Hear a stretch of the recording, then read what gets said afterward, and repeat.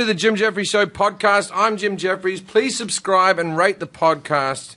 Also, you know what you could do? You could come and see me on tour. I'm October 27th. I'm in Connecticut at the Mohegan Sun, which I assume is a casino. 2 shows, October 28th at the West Hampton Beach Performing Arts Centre, and November 10th and 11th, I'll be in Toronto at the Sony Centre for Performing Arts. Also, if you are listening in the UK, which we know we have a lot of listeners in the UK, we actually have more listeners overseas than we do in America. We added extra shows in the UK on the 24th in London at the Hammersmith Apollo, and in Manchester at the Manchester Apollo on January 25th. You can get tickets at jimjeffries.com, or you can do it at some type of scalper site and pay double the price. Really, the ball's in your court. Forrest. Hey. How are you? I'm okay. You know, just so you know, this is good news, actually. You just said we have like a lot more listeners international than we do domestically. That number is down to 58%, which means there's a lot more people. And our numbers on the podcast are up, so that means there's a lot more people in the States listening, so that's good. But it's still 58% foreign people. Yeah. No, it's still good. I'm just saying that's a good thing. Which I don't understand, because foreign people don't speak English. How are they listening to this podcast? Boom. Oh, okay. Well, I assume they're Australian. Or they can't all be winners, Jim. I mean, you're a pretty funny guy, but that one was not so good. This is how we're going to start. All right. Forrest, I would like to introduce our guest this evening. Do you want to introduce him? Well, normally I don't introduce them because I don't know their full names. I don't think you know his full name, though. I want to see. Okay. See, this is the thing is, I know the writers by first names. Yeah. I don't try to get to know them too well, because it's like if you have a pig and you're going to eat it, you don't name it because then you get attached to it. And at any stage, the writers can be fired. But we have 2 people here that would be pretty hard to fire them. Our showrunner and producer. Executive producer. He's the second most important person on the show next to you. He's the third next to me and you. Wow. I didn't know Scott Zabielski. Hey, wow. Wow. I want to stop right now and take a moment to reflect that you got Scott's name right, because I didn't think you were going to get it. I was excited for you to introduce him because I thought you were going to botch it. I will tell you a backstory on this. What happened was when we did the pilot, me and Scott worked together for several months on the pilot. Actually, years earlier, me and Scott had meetings. Scott was a big champion of me in my career and actually suggested that I should have a show to Comedy Central. He's a very big part of why we have this show. And then when we did the pilot, I gave a speech where I passionately thanked Scott Zabielski. Turns out I didn't know his second name, but his parents are actually sitting in the room. Hello, Zabielskis. Hello, how are you? They seem like a happy bunch. Yeah. Your sister's here as well. Which one of these children do you love the most? You have another. You have another one that's not here. Oh, I've met the brother. Yes, he is an impressive young man. Yes, that is the favourite. And we also have with us Jack Hackett, who is me and Scott's assistant. Jack is an aspiring stand-up comedian. Would that be a correct thing to say? Let's go with it. Yeah. And you're studying to become a Film director. Then why are you an aspiring fucking stand-up comic? There's a lot more money in it. There's like 5 film directors that are making a lot of money. And we all know that there aren't as many producers left in Hollywood. Hoo-ha! That was a Weinstein joke. Good segue. Perfect. So anything you want to say, Jackie? Actually, plug a gig. Plug a gig that you're going to do. Get some people to come along. All right, well, I'm hosting an open mic. Hold on, Jack. Let me just tell you something. You got to speak into the microphone. First rule of comedy here. All right, so there you go. Better? I've always, don't lean back against the wall. His name's Jack Hackett. What a good name that is. We talked about his penis a couple episodes on the show. I feel like he will be my boss one day. That's how it always happens. They start as assistants, and they become. Jack will be my, and I'll be like going back to my wife, whoever she may be in the future, and I'll be like, old man Hackett is busting my balls again. Yeah. So plug your gig, Jack. It's an open mic tonight at USC at 8 p.m. No, wait. Okay, what do you mean tonight? This airs. Tonight. This airs tomorrow. Oh, this airs tomorrow. So yesterday, there's an open mic you could go to. This is going great, Jack. Wait, is there another show you have coming up? Okay, so the following Tuesday, there's another open mic. So every next Tuesday. Every There Tuesday, you go. I have an open mic at All right. USC. Now, Jack, I have a surprise for you that I haven't mentioned to you, that I've said to other people that I haven't mentioned to you. Probably in about 6 to 8 months, I'll be doing probably the Ace Theatre is the theatre I do in LA. I do one theatre show. It's about a 2.5 to 3,000 seat theatre. You're going to get to do 5 minutes. Oh my God. Yeah, so you Wow. better fucking hone, cunt. You better fucking get it right, brother. Because That's it. amazing. Now, I'll tell you what. I offered that same spot last year to Blake Griffin. Blake Griffin, the power forward for the LA Clippers, who is not even amateur comic. He's actually been signed by a major agency. I out think here. UTA or CAA. I think it was UTA, but he's been signed. He's not a bad comic. He's probably the best mixed race 7 foot tall comic I've ever seen. Very specific. Probably, that between the ages of 25 and 35, probably in that demo, he's the best one. But he declined because he said it was too big a crowd for him to perform in front of. Are you nervous, Jack? Right now? That he would Already get nervous? Oh, yeah. But I'm ready. Forrest will be introducing you. Yeah. All right. That's news to me, but I'll make sure I do a good job. But I've always thought with you, Jack, you have such a great name that you really need a catchphrase. Like after a joke doesn't work, you should go, "Can you hack it?"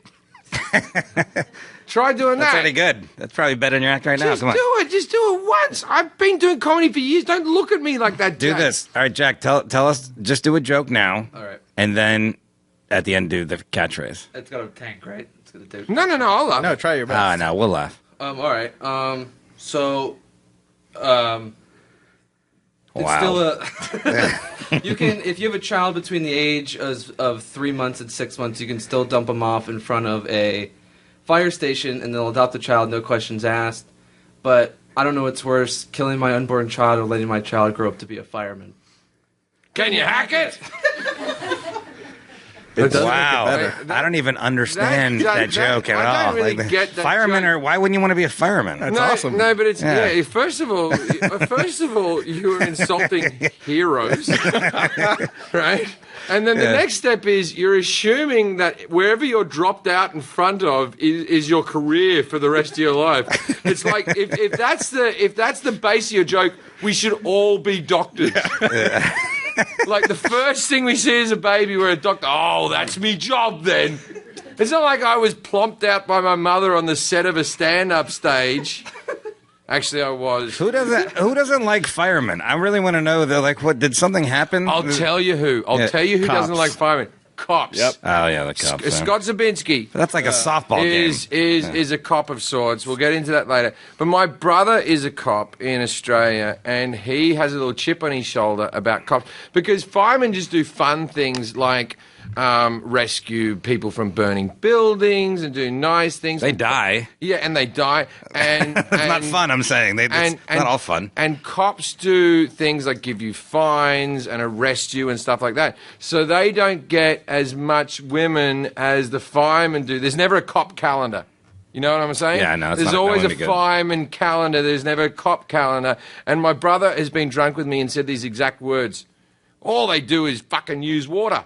That was his exact phrase. That's what he summed it all down to, which actually it's is not pretty accurate. It's water and ladders. Okay, so we should start talking about the show because we haven't even mentioned the show. We did a show today. Our opening topic was Harvey Weinstein. Difficult one. Yeah. Difficult one. If you haven't been keeping up with the news, it turns out that Harvey Weinstein is a rapist, but because our legal department is listening right I now. was going to just about to say this, but you're going to do it. So. Harvey Weinstein is an alleged rapist. He's denied these allegations. Yeah, Make that clear. like how Scott is an But we'll alleged just- alcoholic. I liked what you said once. Like, I'm not an alcoholic. I'm a drunk. That's what I agree on this. 'Cause people always get into me for drinking. We're drinking right now. And they always say to me, I've been called an alcoholic many times, but I can go weeks and weeks without drinking. But when I drink, I go after it. I don't go halves with things, you know what I mean? So I don't drink every day, but when I do drink, I drink to get drunk. I'm not an alcoholic. I'm a drunk. Completely different. Okay. A drunk will ruin your party. and then apologize the next day, and then show up at the next party sober. See, that's the gift I've got. Yeah, no, I'm warning you not to make an analogy right now to this. So that'd be Why? What analogy? I don't know. Okay. See, Okay. This is the thing is, I'll tell you something about me. I'm an extremely good apologizer. So when you do those 12-step programs, and was it step 7 where you have to make amends? I could just skip that whole step. I make amends the next day. I don't fuck around till years later. I just ring up everyone who I've sent a text to, and then I just apologize, which is what Harvey Weinstein doesn't do. And that's how we seamlessly link into the Harvey Weinstein story. Now, with the story, the whole thing is that this has been a known thing in Hollywood for many, many years. We pulled out many clips of people making jokes about it, things from 30 Rock, things from Seth MacFarlane talking on the Oscars about it. Now, this is how I know that I'm not really in Hollywood. I'll never truly be an A-lister because no one told me. I knew about the Cosby thing for years. I was in the comedy circles, but I'm not in with the actors. But it turns out that Harvey Weinstein has been a sexual predator for many, many, many years. Yeah, but we even showed there's clips on television shows that they've said things for years, and those are just a couple. Yeah, that shows that they knew it. But even I remember seeing some of those clips, and I was just kind of like, I wonder what that's about. But yeah, it wasn't it wasn't a. Well, there was a clip that we didn't actually put in the show. That the most damning one that I saw was Courtney Love on the red carpet, and the question that was asked to her, and this is like 8 years ago, and they asked her, they said, "Have you got any advice for young actresses?" And she said, "If Harvey Weinstein invites you to a party at the Four Seasons, don't go." Now you can't be more clear than that. But it's Courtney Love. That's the problem. You know, it's like. Are you victim blaming right now? No. Holy hell. People don't believe Courtney Love is that you said that's the most damning one, but people don't listen to it. It's because people have a certain viewpoint of how Courtney Love is. Like she seems like she's like always kind of like out of it, you know, or something like that. Like so. I don't know. I think also Kurt Cobain. They blame her for his death. I'll actually say this that Courtney Love I thought was for the few movies she did was a great actress. I think she was fantastic in Man on the Moon. Yeah. And I say that because she follows me on Twitter. Thanks, Courtney. But in the clip, I forget. I'm sorry. Was it Gwyneth Paltrow in the clip, or was it? It was Gwyneth Paltrow with David Letterman. Yeah, that was on David Letterman. I mean, it was like when I saw that originally, I guess I wouldn't have associated coercer with sexual coercion, which is who coerced you to be here, coercer. I mean, I guess I was naive, but it all makes sense now. But at the time, this is the thing because Gwyneth Paltrow and Angelina Jolie have said that there has been incidences, and I got to be honest, our weatherman never said anything while he was on the show. Well, yeah, we heard a story about the weatherman, but yeah, and I've also been told, and I can't allude to who it is, but you heard it here first. There is another big, high-profile producer/director in Hollywood that is going to go down in the next week or so. Where you heard this? I've heard it from several people. It's someone that I know and have actually hung out with, and I've never seen him actually do it personally, but I heard this is about to come out. So when it comes out, I'm just putting a pin in it. Just so that you heard it here first, even though you didn't hear it. Well, I didn't actually see it, but, you know, I heard that something... This is a good thing that we could just say things like that always, and then eventually they'll be right? I also heard there's a famous singer who... no, that one already happened. It was going to be herpes. That was Usher. Sorry. It's something... Allegedly. It's something Sorry. Well, I don't want to say too much. But how did you feel about the piece, Scott? I thought it was great. I mean, you know, it was tough because it's a fine line to walk. It's like I feel like that was the most time we spent in the writer's room discussing, going back and forth, really trying to find the right tone. Because at the end of the day, you know, we're a comedy show. We want to be funny. And if you just sit there and be serious for 7 or 8 minutes, it's not what we do. But at the same time, it's a hard topic to joke about. Well, the problem we had was me, really, in the piece. Well, you said it, not me, but yes. Yeah, no, the problem was me, because I have said an extraordinary amount, a reasonable amount of misogynistic jokes in my day, and look, I will still continue to joke about women in the same way that women joke about men in stand-up. I will never be a joke apologist. I think that comedians take chances. I stand up for even what James Corden did the other day, where he got in trouble for joking about the Harvey Weinstein thing. The problem with what happened with James Corden is the jokes didn't particularly land. But there was a turning point in my life, and it happened during the election, and it was during the whole pussy grabbing thing where women and men, well, men and women was probably the better way to phrase that, were excusing the whole pussy grabbing and the fact that there were so many allegations against Trump.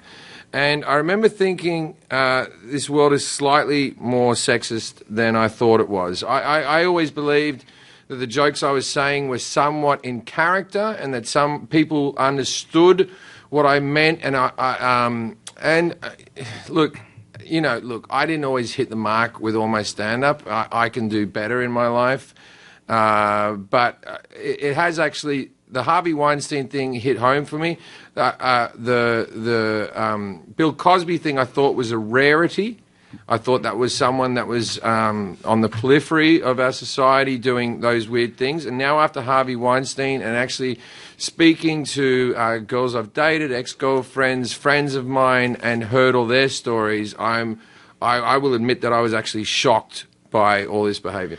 Yeah, and I got to say, we were doing the pilot when the election happened, and we didn't really there's not time to get into the details during the show, but, that was a big moment for me, too. The day you came in after the election, you were genuinely a little shaken up, and I remember you saying, holy shit, this is a turning point for me to realize that a lot of my fans are not laughing with me thinking the joke is, wouldn't it be terrible to say these things? It's, I totally agree with you. Yeah, I always considered the jokes that I was doing to be outrageous, and I love outrageous comedy. I'm all for it still, but my problem is that I understand that 90% of the people were in on the joke, and then 10% of the people were believing the joke, and that's a tough position for me to be put in. Yeah, well, get ready, because once we post this on Facebook and other social media platforms, already when we post things, this is how the comments go. 10 to 15% of tagging people to watch this, so that means they like it. Forrest works in our digital department. We should add that. He's just not like a psychopath on the internet. And then there's a large percentage, despite what you think, that really enjoys you and has something nice to say. And then there's just trolls that are just stirring shit up. And then there's this other percentage of people that don't evolve when you're evolving with your comedy. And they'll be like, I remember when you used to X, Y, Z, and then one of my favorite ones ever was, I remember when this guy used to just talk about drugs and sex and all this stuff. And then somebody put into that comment, well, no, I went to a show the other day and he did 10 minutes on docking. And the person was like, oh, good. And it was like, that was very funny. But you still do that stuff. That's the no, I still talk about drugs and sex. I'm not really changing my stand-up, but I am mindful of what it's doing now. But there's going to be people that say something, and those are the people that you don't want to be your fans. You leave behind because you're picking up a lot of new fans. Well, it's even, I had fans of mine that started to get upset after I had my son. They were saying, oh, he's gotten soft because he has a kid. And it's not like I became fucking Ray Romano or something, and I was just talking about kids the whole time. But my point is, Jack, don't ever change.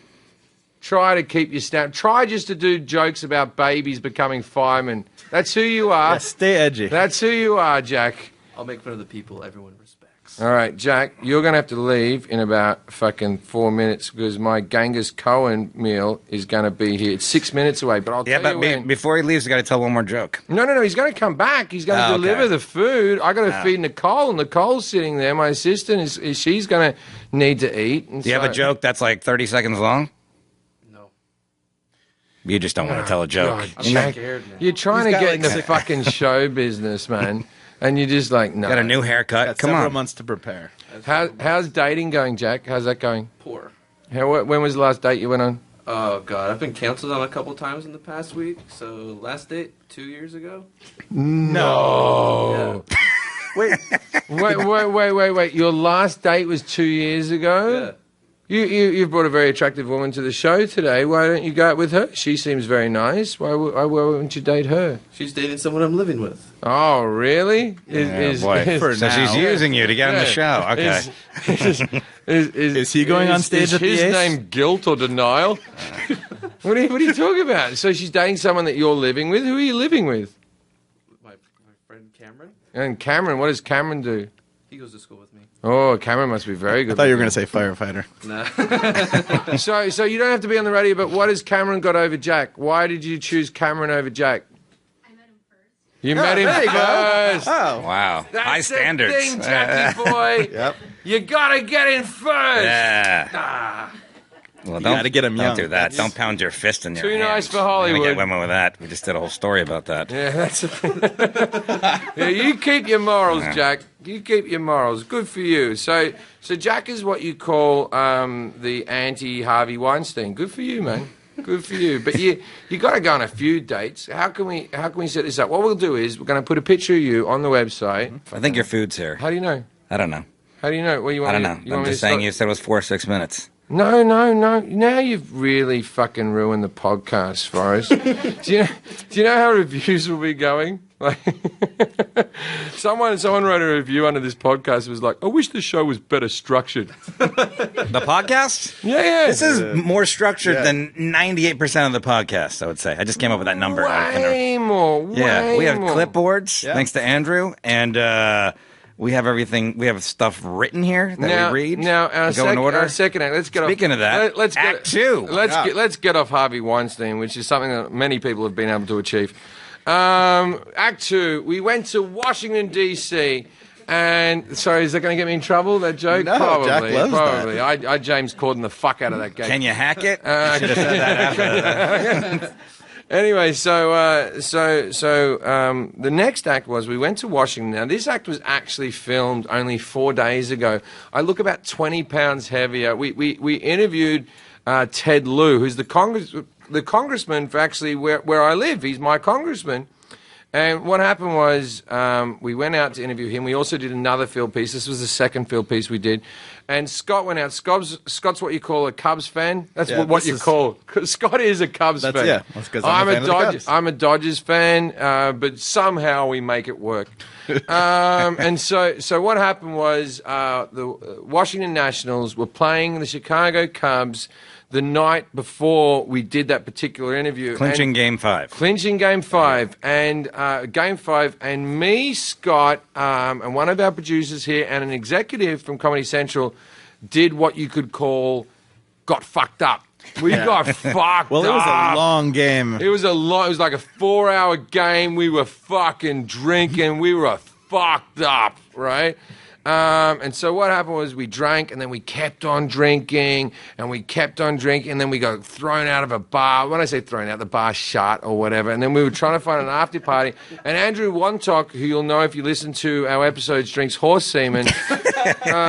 Andrew Wontok came along, and he was the only one responsible because we had a field pitch. I was so angry at him that night, and then I look back, I'm like, oh my God, he was the only person doing the right thing. You were angry that he tried to wrap it up? Yes, Yeah. I was like, I was almost fighting him. I got invited. I got us an Andrew. invite to a party in Chinatown. Right? That already sounds good. Chinatown in Washington. Someone said there's a bar that's still open. You can smoke indoors. I'm like, boom, I'm in. Right? And then, so we were all drinking, and then Andrew's like, hey, guys, we have to speak to Ted Lieu at 9 a.m. Time to go to bed. And me and Scott were like, belligerent. we were like, fuck you, Andrew. You're the enemy of fun. Yeah, you're the enemy of fun. Wasn't exactly. And then you think the Comedy Central executive would stop us. No. But he was just like, yeah! And so me, Scott, a Comedy Central executive, we fought. And Andrew actually snapped and had a tantrum and just went, you guys can all get fucked. None of you listen to me. And then he just sculled some horse semen and he ran upstairs to bed. And, But it worked. Yeah, and we all felt bad. We're like, Did you apologize to him? No, not really. Okay. Now we all He kept the show on track and got this great field piece together. yeah, But, we all felt bad. I had about 4 hours sleep, and I was already jet lagged, so I only had 3 hours sleep the night before. And I woke up just feeling like a bag of shit. And I got up and I just put my suit on. And then the makeup artist. Yeah, we got to talk about this. This She's makeup not artist, listening. she worked in Washington, and for whatever reason, she made me orange, like distractingly Like Trump so. orange. Like Trump orange. And she was like, I know, this is how it works in Washington, this is how makeup goes. Yeah. And she goes, you're going to be on camera, it's going to be fun. Now, I once had some photos years ago with someone, the whole photo shoot was ruined because I was just orange. And so I was like, oh, thank you, you're doing a great job. And as soon as she left the room, I got a towel and just fucking ripped all this makeup off my face. So I was au naturel in this Ted Lieu piece.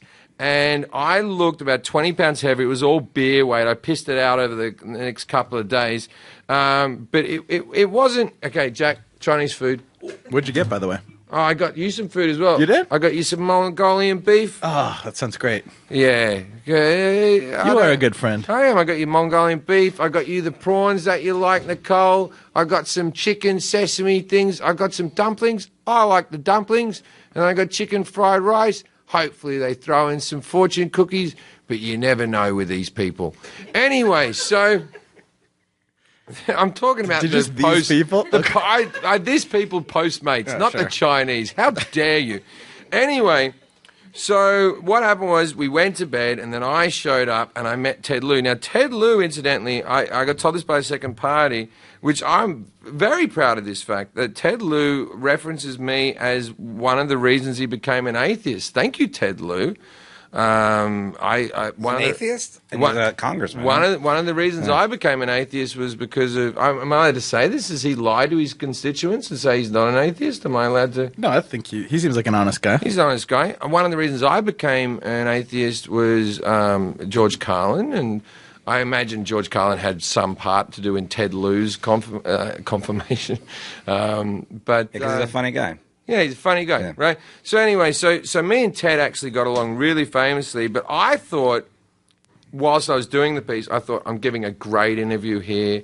People are laughing. It's all going good. We were like in the office next to Nancy Pelosi's office. Like we were right in the fucking heart of things, you know. And I went through the metal detector just looking like a bag of shit. And then I did the interview, and then afterwards I thought I killed it. And I came back to LA thinking, we fucking killed that piece. And then the first thing Scott says to me, he goes, you're a little bit low energy in this one. I did notice that too. Yeah, that's my glassed over eyes interview. I'm just like, hey, Ted. Blah. I was fucking doing those alcoholic farts in the middle of fucking Congress. Just just fucking beer was pouring out of my pores. Well, you thought I was mad at you, and all I was thinking is like, his job's just to be the host. Like my one job is to be the responsible adult. And it's completely my your fault. one job is to wheel me out there and make sure that I'm doing a responsible job, and you failed. Well, I got you back from London, so that gets me some. What did I points. do in London? Nothing. Remember, we had to catch the plane to London from when we were over there shooting, and Oh yeah, we were doing, barely made that. doing a field piece in London, and I just went to bed. You know when you're like so tired that you do that? Fuck it, I don't care about flights. I'm going to bed. And then I just had a bang, bang, bang on the door, and it was like Scott, like trying to get. Well, in. first it was security, and they told me that the car was there to pick us up, and the security banged, and then they called down and said he doesn't want his car. Oh, anymore. I forgot about that. Yeah. Security banged on my door, and I opened the door and said, "Tell the car to leave." And I was like, I knew to get out of a country, Yeah. not just like to go like a few miles away. No. I was so drunk that I actually went, "Tell them this won't be necessary. I've emigrated now." And you had a show in San Diego that night, and that was Yeah. the only flight that you would have made it on time. Yeah, I wouldn't have made my show in San Diego, and I don't know how the show went in San Diego. And if people came to that show in San Diego, you're welcome. Yeah. It's amazing how many flights you almost miss. I mean, not everybody, I'm saying, but I've been with you on a lot of things where you're like, wow, okay. That was really close. You know what a funny thing that happened in the writer's office the other day? When we were doing the Harvey Weinstein story, I was actually being all proud about myself going, look, I've never sexually harassed a woman, and I stand by that statement. I've never sexually harassed a woman. And then I thought to myself, but I sexually harassed the fuck out of Scott. Oh my God. That's completely true. Oh my God, the amount of times I've slapped you in the testicles for no fucking Yeah, a lot of reason. men. You sexually harass a lot of men. And then I went, and Forrest should go to some type of group. Yeah. I used to share a room with Forrest. I've literally tackled you naked. Yeah, I guess so. I have. I don't think I was naked though, but Yeah, but you stuck I- your tongue in my ear a lot of times. That's not pleasant. Nobody likes that. I've done a lot of unnecessary kissing on you, and for that, I'm But sorry. you've kissed complete strangers too. When I'm Yeah, drunk, men. Yeah, Men. you Let me kissed me clarify. This is all men, so You it's kissed okay. me on everybody. the lips after the Okay. pilot. I don't know about that. No, you These did. all sound like rumors that don't really sound like me. I'm more of a fighty man's man. Something a man's man would never say. So anyway, so we did the piece with Ted Lieu, And he tweeted. And he tweeted. We actually said to him, can you tweet something about Scott Disick? We thought we would have to reach out to him to say, tweet something about Scott Disick, because we did one joke about Scott Disick. And tell him why you did that too. Why was Scott Disick on your brain? the only reason that Scott Disick was on my brain, because earlier that morning I was watching Good Morning DC, and Scott Disick was at the opening of a candy store. And it was a 15-minute There news was a piece. 15-minute piece like, Scott Disick's in town. I'm like, how fucking bad is the news on Good Morning Washington or whatever the fuck we were watching? And so Scott Disick was on my mind. So I made a Scott Disick joke. And now, because of all that, Ted Lieu made a joke about Scott Disick being an asshole, but he was better than the president or something. And that's on... Do you want me to read the tweets? Yeah. Well, it's on Ted's... I know, but Twitter yeah, page. this is all right. I prefer Scott Disick to Trump because he also knows nothing about government policy, but has a decency to not be president. And then hashtagged our show on top of it. Yeah. So, You know what's going to be crazy is if Scott Disick ends up doing like a Kid Rock and eventually now this is what kicks him off and you are the reason that he ends up running for office. but he's also going to wonder why Ted Lieu came after him. Why are you coming at me? I'm just opening a candy store. Yeah, this is like Bill and Ted's Excellent Adventure, and there's like one moment in history that I'm going to fucking completely ruin. Right. So we did that. Ted Lieu, fun guy. Appreciate you, Ted. You're one of the good guys. I got to say, when I met this bloke, I have an opinion on politicians, especially people who run for president or any high seat, that most of them have to be some type of sociopath or egomaniac.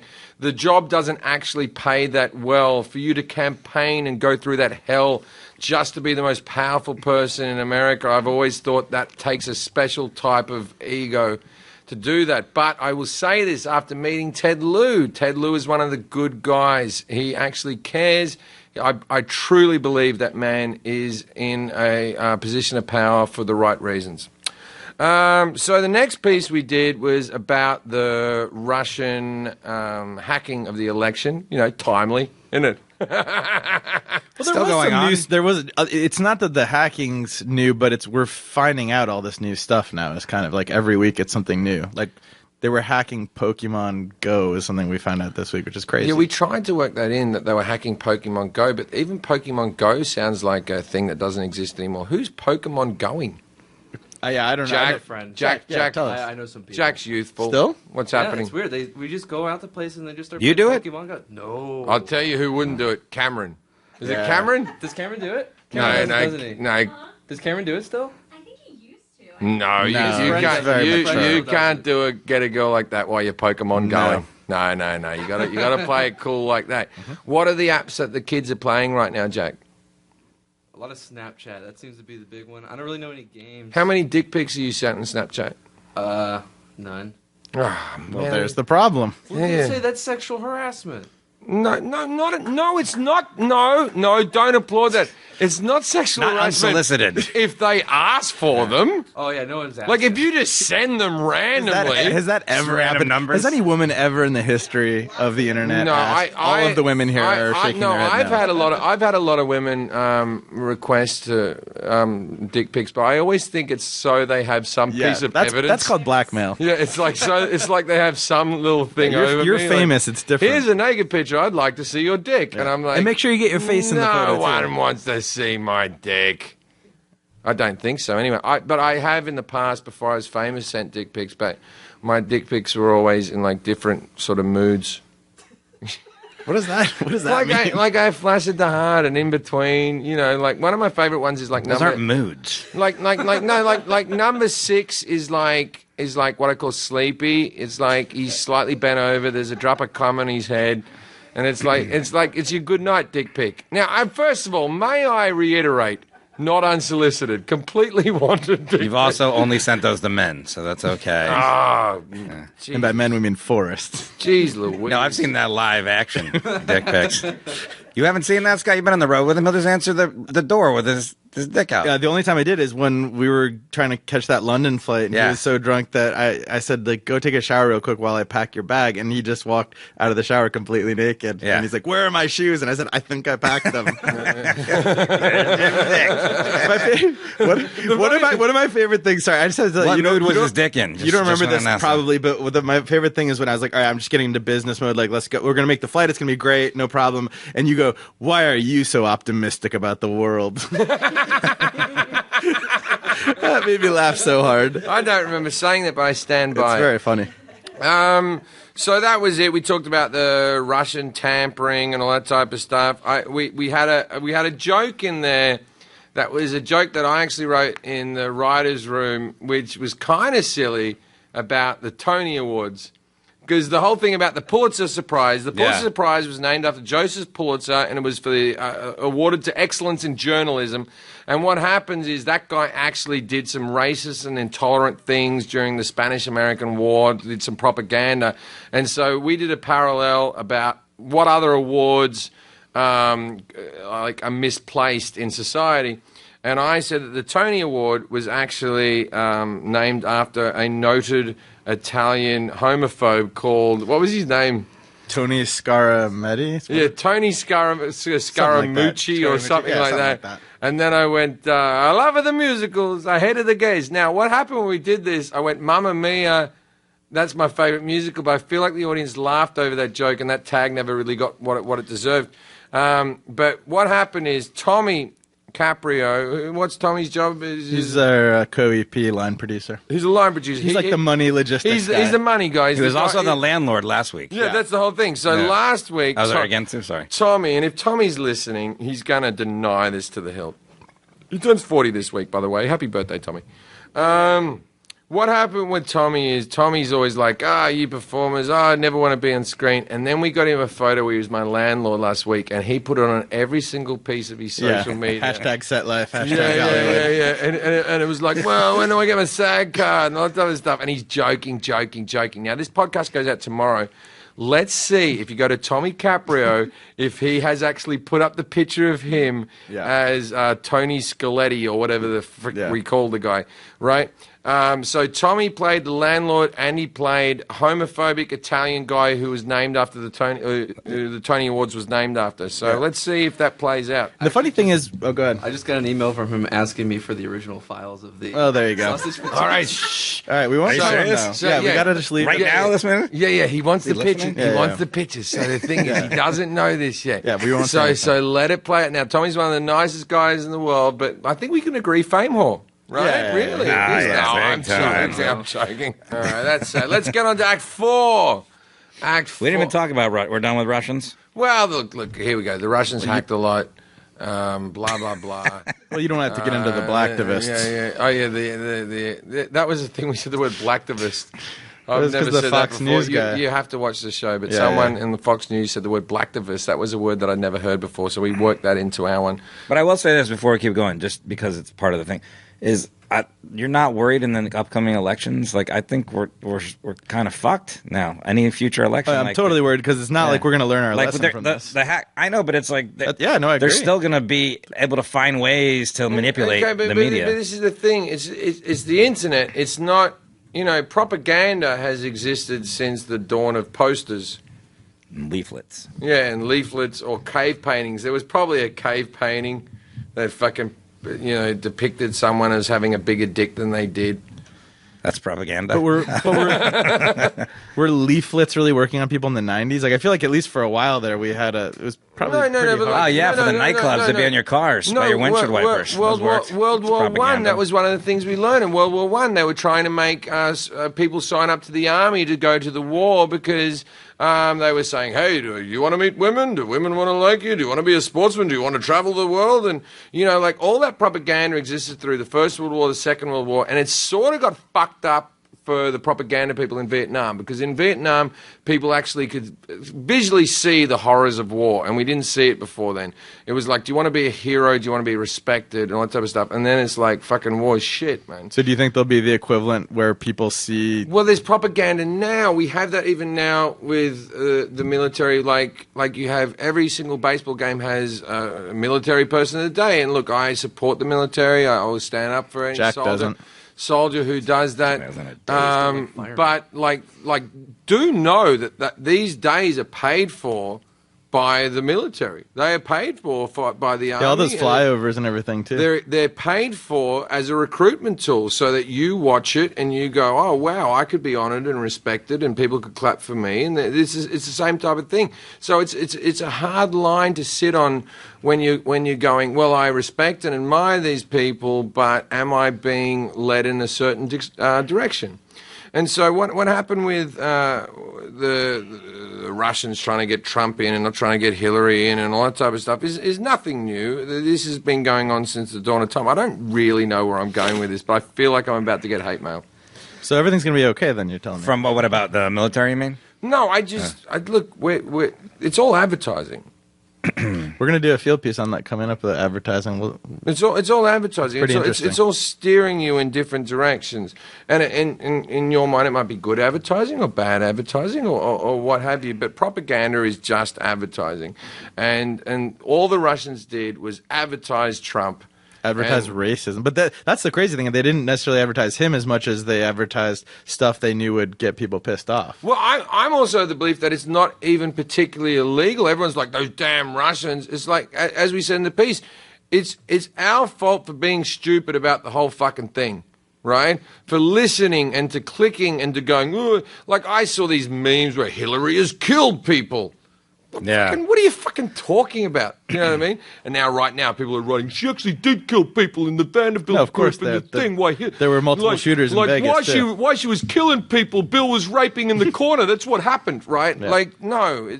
And I think people think that this whole investigation, like into the Russian collusion, like they think it's somehow going to get Trump out of office, and it's not. No, especially because it's. I mean, unless they found. Well, even if they did an email from Trump to Putin. Also, yeah, it's pretty much not his fault. It played into his hands as a bit of luck for him, but you can't particularly blame him because you can connect all these dots. But that's why I believe he's confident in that too. He's just like, I didn't make them do that. They just did that, and it benefited me. You know? Yeah. See, what part of the point of the piece is this term that we have now, fake news, is new, but fake news exists forever. It's just propaganda. That's all it is. This isn't a new thing. But now the problem is we've just given it a new name. But now the problem is people call real news fake news. That's the main problem. Well, see, arguably our show is fake news, but I feel like we're telling the truth. I feel like we try. Yeah, we try to tell the truth. Now, which brings us to Act 4. Yeah, that was really how the Tonys were named after. Yeah. So we do little jokes. Most of the time. Okay. So Act 4, now some of you might be standing outside right now with earphones on, looking at the sky, thinking your day's going well. But think again. That sounds like a really dumb person. You're doing that. No, they're just staring up, going, "Life's good. I'm listening to something on me Beats earphones." So I got Beats earphones. This is a successful person. That's a $400 pair of earphones. They're doing well. And so they're staring up at the skies, thinking everything's good. But think again. At any second, a Chinese satellite may just smash into you and you could die. Yeah. That's sad, right?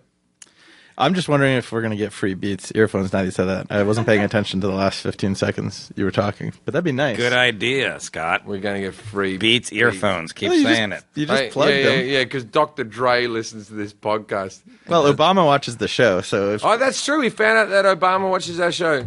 Tell us how you know that. Because one of his script writers told us. one of his speechwriters is friends with someone who works on the show and said, he watches. And said Obama watches the show. And he said maybe he'll come on next season. He's like this. Michelle, time to watch the Jim Jefferies show. That's my Obama. He's wow. Like, pretty good. Time to watch the Jim Jefferies show. Yeah. Hopefully he says cut a bit. I love that we've called him a Muslim on the show. He said he's from Kenya. Actually, my Obama is slightly Yogi Bear. Hey, Michelle. Time to watch the Jim Jefferies show. Anyway, so he's off stealing picnic baskets and doing what he can. But he listens. And if you listen to the podcast, I assume, Obama, you don't listen to the podcast. But if you are, we miss you. All right. Well, 58% of the listeners are international. So Kenya. I miss him. I liked him. He always, like, whenever there was a tragedy or something, I felt comforted by the guy. You know what I mean? Like, he came up and he gave a great fucking speech, and I fucking miss the guy. All right, so back to Chinese space debris. Part of the discussion in the room was were our jokes racist? Which we thought no. Okay. Let's start off with the original joke for this. Well, thing. that's why it's not in the show. The original joke was that there's this Chinese satellite that's going around the Earth, and it's going to crash into the Earth. And there was a nuanced joke that we were doing that was implying that was because it had an Asian driver. Now look, I was the one who put my foot down. The writers all were vehement about this, and they're a very racist group. Yeah, and I said, listen, I know a lot of Asians that are reasonable drivers. That's what I said. You do? Name one. No, I don't know. Nah. Yeah. Do you know how much shit must be in space, though? Like, and at one point there You was... just cut off my race. Like, you tried to protect me. I'm like, don't worry about it. Oh, you dude. were going to keep going? There was No. more. There's more to that. Oh, no. What I was saying is, if any Asians listening in their car, I think you're doing a great job. Don't turn off the radio. Please keep your eyes on the road. Okay. We'll fix this in post. No, what was So wrong with sad that? I cut was that off. me. So- No, everybody should keep their eyes on Jack the road right there for regardless you? of race. That's pretty good. Can you hack it? Hey. No, oh, fuck, I've come off super racist. Have you? I don't know. Yeah, well, it's not the first time, so... All right. We can't run for president now. Yeah. Well, it's also because I'm Australian, I can never be president. That was the first thing I said to Ted Lieu, bringing up Asians. I said to Ted Lieu, the first thing I said to him is, you know what me and you have in common? We both can't be president. And then he said something. Wait, he can't be president because why? He wasn't born. He wasn't born in America. Oh, okay. And I wasn't born in America, and I can't be president. You can be governor, though. Remember at the very beginning I can be governor, but I'm still very disappointed by that because I think I would make a great president. You do, huh? I do. I really do. Why? Okay, I control you pretty well. Control me? Yeah, but you can't teabag your constituents.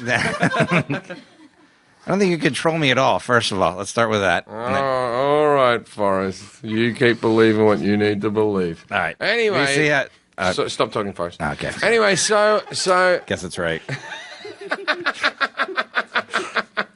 Fucking. Can we pick on Jack some more? yeah. Hey, Jack. Yeah. Jack. We're going to get you a date.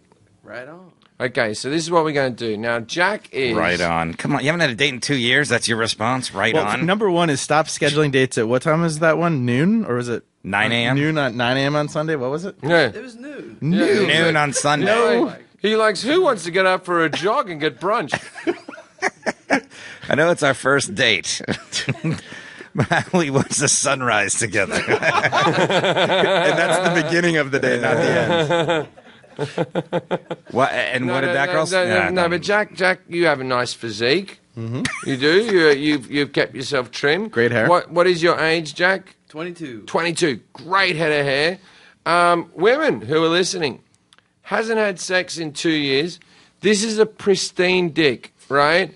Like, I'm sure you've gone out there and you've Dick tried... gets a lot of run on this podcast. Yeah, I think... You know, Cameron doesn't talk like this, I can tell. I think you've tried to fuck other men, but this is a dick you can eat off. I've said it before, right? So if you want a disease-free dick, can you hack it? Go to our website. Jack, we're going to get you laid, brother. We're going to get you laid by hook or by crook or just by regular money. I'll do whatever at this point. Hook or by crook. I haven't said that sentence for a long time. Anyway, so space debris. This is a seamless connection. Space debris is falling from the sky. What's debris? Debris. Debris? Are you being racist again right now? Debris is how I say it with my accent or a British accent. And we did it in rehearsal. We had to take the word debris out because everyone was Stop upset. saying debris. What do you say? Debris sounds like you're still being. What like do you're you say? doing What do you say? debris. Debris. Yeah. Okay. Here we go. Here we go. Shaggy to dope again. To dope. You say debris. Debris. I say debris. Debris. Debris. Debris. debris. Let's call the whole thing So off. space debris. So space debris is falling from the sky, and it's going to kill somebody, hopefully, because that means we'll have a great follow-up story in an episode where we do an in memoriam of that guy in the Amazon who was just fucking dealing with a tree or something. Hopefully it hits Uncle Fat. Uncle Fat the monkey. Well, you'd have to really watch the show to know about Uncle Fat. So anyway, that was what we did, a segment called "Things That Are Killing You New in the World." You wouldn't have to really watch the show to know Uncle Fat. We mentioned him in 17 episodes, probably. Uncle Fat is. He's from Thailand. He's from Thailand. He's a really fat monkey in Thailand. But people know Uncle Fat. They've yelled him out in the studio live. Yeah, but he got fed a lot of fast food. I've since learnt that Uncle Fat has been let into the wild. Yeah. Not happy about that. No. Uncle Fat's not getting sex in the wild. He's fat. What he needed is... He's working out. He's in the wild. He wanted to be in captivity where they gave him a mate. Like, you can't fucking send him out in the fucking wild and he's eating berries now. He's on a Carl's Jr. diet. Yeah. Hopefully we can get some free Carl's Jr. Beast of Carl's Jr. Yeah, Carl's Jr. doesn't make you fat. Okay, so we better wrap this episode up. This is a bit of a Mirandering sort of episode. To the people who have been listening to this podcast, I think this is episode 5. Thank you so much. Please tell We're not done. What? Why aren't we done? Because we usually say goodbye to people and ask them No, I'm about to do that. Okay. Please keep listening to I'm asserting my authority here in this relationship, just so you know. Because I'm trying to show you you're not the boss of me. Anyways, Jim. Welcome to Throw Forrest a Bone Radio. Now, That sounds like harassment. It's been recorded. Now, before we go, tell your friends to subscribe to the show if you want to listen to slightly drunk people, because we always have a little drink after the show, talking about rubbish. Now, we have to, if you want to give your Twitter handle and what you do. Scott Zabielski, what do you do? What do I do? Well, I'll be every Tuesday at Jack's open mic, just watching him. My Twitter handle, at Scott Zabielski, common spelling. And then also I have a movie coming out this week, actually, that I directed on Friday called Where's the Money? It's in some cities and some theaters. Use the internet. You can find it, see if it's near you. Otherwise, you can download it next week, I think. So 24th. It's probably not near you, so try to just wait until it's online in some way. Yeah, it's the 24th. You don't want to go out. No, he's made It's a a movie. comedy. He's coming right? out. It's Is it a comedy? Yeah. You're doing comedy now? Well, allegedly. You wouldn't know it by watching this show. Jack Hackett. Hey, can you hack it? It's working. It's working. Jack Hackett, where will you be? Well, next Tuesday at the open mic. Who knows? Why, but when you say open mic at USC, it's a big campus. Where Just is it? meet me on the campus. Just find me. You'll hear. Meet me at Tommy Trojan. I have a Facebook. If you can find the Us Comedians Facebook page, you can find it. Us comedians? It's don't get me started on that name. I didn't make it. Shouldn't it be U.S. comedians? It should be USC comedians? It should be USC comedians, but they don't let us put USC in club names. So someone thought it'd be really smart just to put a space in between. It was not me. Now, also, you're a producer of a very popular internet that's show. true. We didn't even talk about this, the Shaw Show, Oh, yeah. Yeah. which Forrest here stars in. Yeah, I'm the showrunner of the Shaw Show. It airs on YouTube.